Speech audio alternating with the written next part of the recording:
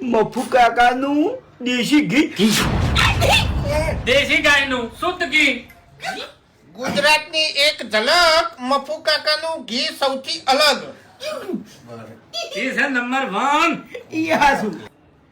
મફુજી, હા જી તો એક નંબર છે હો. આ એટલે એક નંબર જ હોય. દેશી ગાયનું શુદ્ધ ઘી છે. એ ભેળસેળ વગરનું.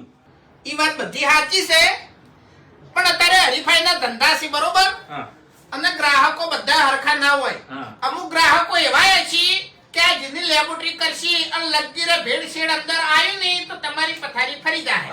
લેબોરેટરી કરવી હોય ને તોય એને છૂટ છે, પણ હા લેબોરેટરી એને કરવી હોય તો આપણા ગોડાઉન માં આવી એને જે ફાવે એ ડબોલી અને આપણી નજરે જ લેબોરેટરી કરે. એ તો બરોબર છે. એમ બાપુજી, હા. તમે કહો છો દેશી ગાયનું, હા. તો તમારા ચો ગાયો છે. હા બાપુજી, તમારા ગાયો નહીં તો તમે જી લાયા ચોથી? ગૌશાળામાંથી. ગૌશાળાની? હા મારા ભાઈબંધને મોટી બધી ગૌશાળા છે.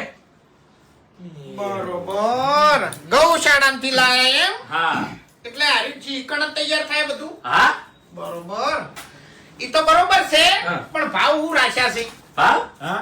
ભાવ આના 2100 રૂપિયા. એ બાપુજી કેવી વાત કરો ભલા આદમી. 2100 રૂપિયા ના હોય બજારમાં 800-900 રૂપિયા કિલો મળે છે. બજારમાં 500 રૂપિયા મળે છે, 400 રૂપિયા મળે છે, 200 રૂપિયા મળે છે. પણ એનું ઘી ભેળસેળ્યું કોહડ 200-400 રૂપિયા પ્યોર ઘી મળે. આર્યું પ્યોર ઘી ગેરંટી વાળું છે, એટલે આનો 2100 રૂપિયા ભાવ રાખ્યો છે. એમ નહીં, ઈ તો અત્યારે પબ્લિક ને ખબર જ છે, કોઈ અત્યારે બધા ચકરી નહીં. પણ તમે જ્યાં કિંમત 2100 રૂપિયા મિલી છે અને તમે એમ કહો છો કે દેશી ગાયનું હા. શુદ્ધ ઘી છે, હા. બરોબર. અત્યારે માણસો બહુ ચાલાક છે હોય, પહેલા જેવા ચકરી નહીં. એટલે તમે કિંમત કીધી અને તરત કિંમત આલી અને જી લઈને જતા રહ્યા એવું નહીં. અત્યારે તો અમુક તો તમે ગૌશાળા કહો છો, ગૌશાળા ઉજી ચેક કરી છે અને એ ચેક કરી છે કે ઓયની ગાયો ખોરાક ચિયો ખવાય છે. એ બધું તમને લાઈવ જોવા મળી રહે. હું અહીંયા તમને લઈ જાયો. ચેવડી મોટી ગૌશાળા છે, શું શું ખોરાક હોય છે ને બધું હું તમને બતાડ્યું લાઈવ. એટલે કાજુ બદામ ખવાય છે, હા? કાજુ બદામ ખવાય છે.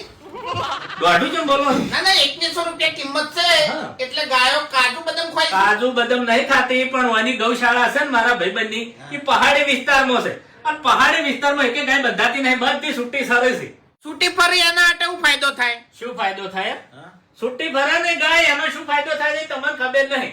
ગાય છૂટી ફરતી હોય પહાડી વિસ્તારમાં એટલે અલગ અલગ વનસ્પતિ ખાતી હોય, અને અલગ અલગ વનસ્પતિ ખાતી હોય એટલે આ ઘીની ગુણવત્તા ઊંચી હોય. એના 2100 રૂપિયા છે એમ ને? હા, આ ભાવ ઈનો.